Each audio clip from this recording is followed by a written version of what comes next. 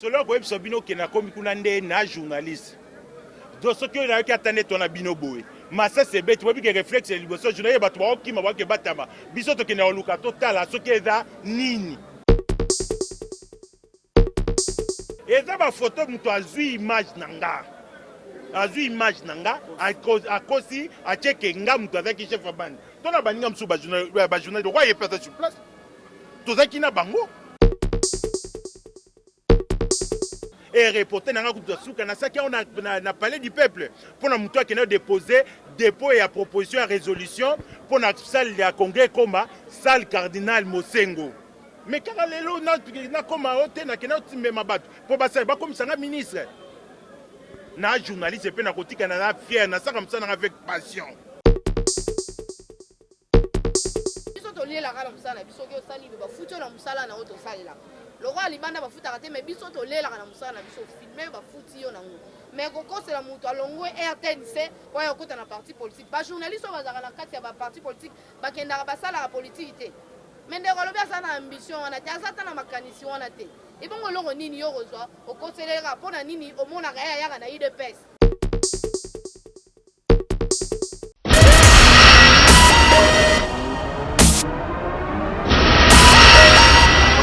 Résidence à Cardinal Mbongo. Alors ce botali na luki côté ba quelques images que j'ai vues dans les réseaux sociaux.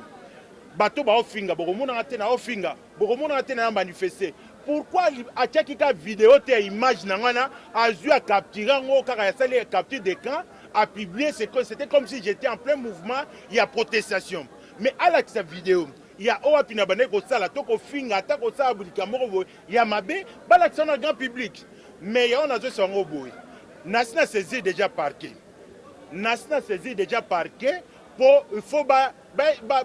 laver image nanga. Pourquoi bako tenir image à père de famille? Je suis un responsable. Pourquoi bako mettre carrière nanga professionnelle en danger karaboui? Nga bato ba binga ba position nanga dernière mission to sala kutu na ba Yves Bouya na banine sur la loi Mosengo et à Cardinal Mosengo. Nada kuna mana de songo comment vous en Afrique biso africain somme to akufi to koya olobate to sa débat makambo ta wa zaki bona beauté somme to akufi il faut to loba bola mne ponza na efongwama menga ata balobi ata mutu nanga so ezo salate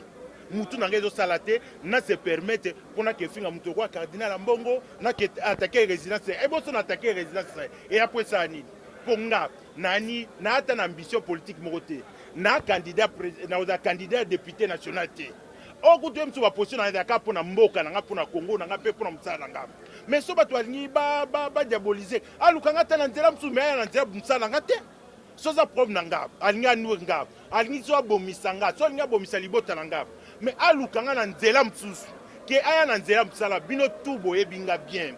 boye binga tokutana na bino na ba manifestation lokwa lelo tokutana bino na manifestation songolo ngape lokwa bino na yeko luka information ndo de bona boye ko luka pe information boye bino pe boko ba bande ya banani ya banini eza na comprendre que eza par jalousie somme peut-être do se pe na position na ngate na ndenge nzaba osala na matate mais lukata tina bato akotela ba bomanga ke obebisa image na mokili mobimba na ko saisir justice déjà pour na messiona bakangae il faut expliquer nga Alex ba preuve o apia zanango soki eza ke ngam na memai batona soki na balien o ezo lienga na batona ay ko la tsango pe na justice so il faut même ko saisir Interpol pour balandele partout place azali na rosala ngo po balandele partout place rosala yango na osenga batika ba intimidation dans les à intimidation na ko se laisser faire et à musala nanga na continuer ko sala ngo pe kaka ndenge sengeli solo ko ebiso bino ke na komi kuna nde na journaliste do soki na yoki atane to na bino boye masa se beti webi ke réflexe liboso journaliste bato ba okima ba ke batama biso to ke na oluka totala soki eza nini to na ole ka place on a mais on continue pourquoi ba journaliste bato bazaki ebele zaki nga moko te lokwa ndeko to zaki na bango to kutana kutu place on a na biso kutu ke makambo ya ezande ya boye ya revena biso tolonga biso place we ya ba bêtise luka ya batu na zaki kutu musika na yika opesa cameraman nga micro na pese micro pe na serete be bêtise lokwa eko makambo ofinga ya osabona boye je dois mériter lokwa na ba batongo te so eza banani so ba ko sa nini mais na ki ko finga bante ba bona bité na boso mais ninga journaliste il faut zapper na ba image bozo ba image boye ba nini ba ko sala mais me dire que soki baye kosala nini soki eza banani nga nazotaka koidentifie bango te justice nde fo elandela identifie so eza banani so eza banani eza bafoto moto azwi image na nga azwi image na nga akosi atieke nga moto azalaki chef ya bande to na baninga mosusu bajournaliste okwa ye pesa sur place tozalaki na bango tokuti bato asali bato bafilme na batelefone bamisusu bafilme na bakamera soko te baimage mosuku to namoni omoni ke baninga bazofilme nga na ye napesi mikoko na se retire. Pourquoi ils peuvent dire ça? Mais bien quand il y a un ancien journaliste. Un journaliste qui abandonne son travail pour aller adhérer dans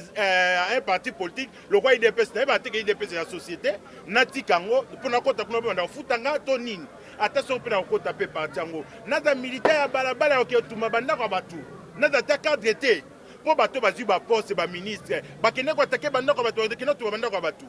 Je suis vraiment désolé. Et on a là Bloromogo à Sony, au Basali. Nous avons porté plainte dans la justice. Comme on est M. Rigen Matumo, na chef coutumier. Na page Facebook naïe. Pour place à publier la page Facebook naïe. Personne qui n'a pas fait beaucoup de temps, alors ça ka bablo ko lokuta bongo ko finga me ba konzambo ka ko attaquer batu. Naïe bien té, naïe ba mutinde linga kutu ba bengi ngai pa batu. Baltinde lingango bazo kamwa kenga na sali makambo bongo na koluka komona na keluka na Facebook nde na kekuta na monsieur moko so weche loli e fonja nde batona nde na kuti bango ba publier ba biloko wana na kombo na nga bon na ebité so na tika msala bakoboko ke na intense botuna je suis journaliste actif et reporter na nga kutu suka na saki on na palais du peuple pour na muto ke na déposer dépôt et à proposition à résolution pour na salle ya congrès comme salle cardinal Mosengo. Mais quand les na comme hôtel na kena timema bato pour basali ba comme sanga ministre na journaliste pe na kotika na fier na saka msana avec passion na ko sala bêtise ya bongo te lelo na pe na ambition mote kotika msana pona ke sa eloko msusu msana ngo na nyokoma na classe na babetanga fi pona yango na tamwe makolo na zingaka ngo mingi yango na sala kango na da genete pona ko msana na ngabo bon nga bachenga na kati ya liste te na yeka ko intervenir ndenge kulutu anga ochikoloba biso nyonso tolandi na ba réseaux sociaux ndenge ba koseli makambo keye azalaki parmi ba milice bayaki ko attaquer ndaku ya cardin na biso nyonso toyebi par rapport ndenge so ba réseaux sociaux bon nga ndenge éclaircir opinion pour biso toza ba journaliste tanga tambolaka na nzela ayebaka te o azanani de fait mpo na ye soki akuta un événement akitaka sur le terrain pour constater et puis pour avoir information na ye yango pe tomaki dimanche biso tokutaki bisika tokutanaki ngana ndeko bocho filmer totikali kozwa rendez-vous moko te na ye tokutanaki na lié au événement esalemi bato wana bazalaki wana toidentifie bango te toyebi mpe bango te biso toyaki sur terrain tosali musala na biso yaki journaliste torele en plus obotali ba image wana bomonaka biso te toza na kati il y a des gens au bazalaki kosala ba direct lelo tokomi na nouvelle technologie de l'information mutu nyonso aza na téléphone na ye akosala direct na ye akoloba bapropos na ye oyo aza koengage kaka ye oyo baza kolatisa bato kende ko bomoni oyo aza journaliste connu ya RTNC aza kutu kulutu oyo bani musala liboso na biso lolo ekomi kolatisa ebert lokwa likambo eza biloko biso tokoki kodénonce mpe bao baza nsima nango bayebake justice mpe état des droits ezali kosala mosala nango ntango yo ozozwa ta na yo na baréseaux sociaux kopropage bamessage ya lokuta mpona kokosa makambo boyebake biso tokobanga te intimidation moko te obangisa biso mpo justice eza wana mpona koéclaircir opinion makambo elekaki dimanche biso toyebi yango ni d'Adam ni d'Ève nde toyebani na makambo ya idps ntango mosusu balatisa ekazaka mpo ete azalaka kosala mingimingi biloko ya augustin to biloko ya udps yango wana nde balingi bazwa kazaka bosoto balatisa moninga ngai nakoyebisa na moto wana boye lokola soki ndeko rigeni opesana makasi na état de droit po biso awa tozobanga lisusu te pamba te soki olatisi ngai ya bosoto bongo ya kolakisa ngai esika nini tayere wana tongelaki ngango lokola yo olobi ete ndeko ale azalaki kuna ye aza chef okolakisa eka bapreuve ndeko ale mpe alobi aza na makasi mosusu te pamba te ye atanga mpe kelasi atanga eza ya minduki te ye atanga mpe bakamera atanga mpe micro soki alingi abeta moto akoleka na baetandoi ke to etandoi nene ayebisi moto nde minduki na biso yango wana kasi kokamwa ezobangisa biso te neti ngabo ezoleka ebangisa mate ntango mosusu papa le obangisa ye mpe mpo elati ye nga nazoyeba mpo na nini balingi balatisa ye etango bakoseli ete aza moto oyo mopanzisango ya kala wanda ekosala na RTNC omoni teke eza lokuta papa ale aza ti lelo azala kaka na RTNC aza moto akala te na yango wana bandeko oyo bozokangisa babiloko ya lokuta mpona kolatisa yango bato mpona kodécourage nango bato bosala no mosala kuna neti nga bosokoseli ngabo olona bapreférence oki ofunda kutu te okopanza yango ti okolemba me yake nango kaka ti na justice lokola justice nde moto ekataka makambo nyonso okoki kolatisa ye mpe kazaka ya bosoto te bafoto na ye opandi na Facebook nde kozalaki mosala kosala na bandi oluka oteka ta makemba oteka ta mapa oteka ta makala mpo na ntina kobebisaka bamegala kozala bosoto yo mokolo boye ofandi no na Facebook eloko kosala eza te kokosela bato makambo journaliste bana mokoni akotika mosala na ye akota na parti politique bafutaka bato biso tolelaka na mosala na biso oki osali mpe bafuti oyo na mosala na oyo tosalelaka lokola libanda bafutaka te me biso tolelaka na mosala na biso filme bafuti yo nango me kokosela moto alongwe RTNC oyo akota na parti politique bajournaliste oyo bazalaka na kati ya baparti politique bakendaka basalaka politiki te me ndeko alobi aza na ambition wana te aza ta na makanisi wana te ebongo eloko nini yo kozwa okoseleka mpo na nini omonaka ye ayaka na UDPS soko omoni biloko ya UDPS ozoleka na RTNC olobi ke moto kingani moto ozolinyele kaka bulu oprofite kaka lokola biso bapandisango kisongisongi na biso ezalaka kaka soko omoni eloko ezoleka posa kaka oyeba eloko nini ezoleka nde mosala na biso okozala journaliste ndenge nini yo ofandi bazoya kokosela makambo fo mona eloko ozoloba eza ya solo to ya lokuta ndeko aye kotala banani oyo baye kopanza banani balingi nini mpe bazoluka nini amoni ete baza babandi nde akomi kolongwa yo ozwi foto ya moto oche azalaki wana chef wana mais so aza chef ya kowangana mpona nini mpo bachef omoni mpe na televizio yo oleka te yango wana tozosengaka na bandeko nyonso oyo baza na mosala wana tozoencourage bino bozala mpe makasi na justice ngaka so nayebi kaka yo place ozala kobangana te yo tokosamba noka tili fobo mpona na kokoselo makambo te na kofinga yo te na kolobaka bosolo na ngandi na mesa koloba yo ozolingela Ange Kasila nalobaka makambo etali mboka na biso mpo kongo ezaka motu te soki nalobi mpo naza congolaise soki oboyi tokei na recensement komona bakoko na ngai bakunda bango na kolakisa mpe nayebi bavillage na ngai ntina motu nayebi ata nalali nalamuki nayebi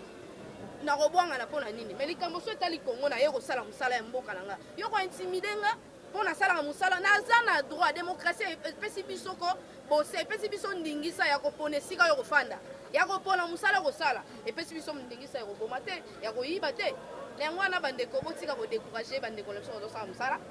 lokolo omonaka mpona na ye ngambo kosala reportage mpo motu nyonso epesameli te azalaka ngambo wana ifo bato ya ngambo kuna bazala ya koto mpe bazalaka likunya te ki journaliste yango ya mikolo nayebi te soki aza journaliste soki aza wapi mpo bango bakomaka na bafaux compte ya ebele azali na mosala kosala te kende koluka okoma ta lumbila omemaka ta babiloko na libongo olingi te yo mosala oka kofinga kokosela bato makambo mposa mobala ndenge nini te olataka robi te olataka pantalon atuka eza mabe eza kitoko te yango toyeko koencourage ndeko na biso akende koporte plainte lokola biso topesi justice topesi ye nyonso topesi ye makasi ye mpenza akoba na kosala mosala biso tokoakompagne justice wana biso bapandisango tozokoakompagne ntango tozopanzaka message ete justice azosala mosala boye kitoko ndeko alobi akotelema makasi nde eza kuna ndeko akosele makambo alobi asimbaki boye yaka tokende kolakisa bilembo monaki ye ozala mpe na mikanda ye lokwasa coordinatere ye yaka kasi nga mpe avana yambo na ye lo bato oyo olobi nakendaki kopanza yo olakisanga bilembo ozakisake nga mpe na mandaki kosala mbutumbutu pamba te naza journaliste epekisami te ozala mopanzisango opona bainformation eza ya mabe eza ya malamu okoluka oyeba bongo traité odiffuze te mais otraité oyeba eza ya mabe to ya malamu mais yambo nano osala nyonso okolinga oyeba eloko nini ekosalama kuna. Abonnez-vous sur notre chaîne, cliquez sur la cloche de notification pour ne rien rater de nos publications.